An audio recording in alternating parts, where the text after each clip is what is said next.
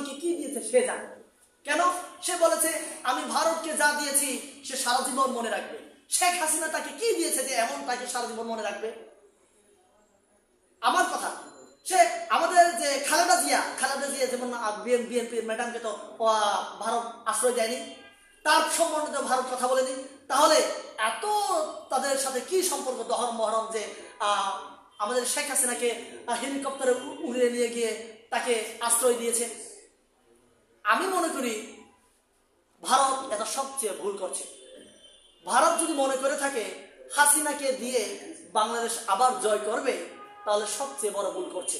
তার উচিত হবে বাংলাদেশের যে সরকারই আসুক না কেন, এটা হতে পারে জামাতের সরকার, মৌলবাদী সরকার হতে পারে, আমি যদি তাদের ভাষায় কথা বলি মৌলবাদী সরকার হতে পারে। যদি মৌলবাদী সরকারও আসে তাহলে তার সাথে সম্পর্ক রাখার জন্য ভারতের চিন্তা চেতনা থাকতে হবে।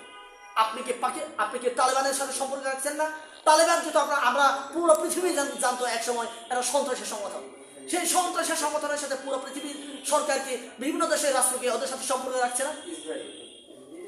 ইসরায়েল কিন্তু আপনারা জানেন ইসরায়েল কি রাষ্ট্র, এরা প্রতিনিয়ত পুরো পৃথিবীকে অস্থিতিশীল করার জন্য প্রতিনিয়ত ওরা বিভিন্ন দেশে বোমা হামলা করছে, অর্থনৈতিকভাবে হামলা করছে, নানা ধরনের সমস্যা করছে।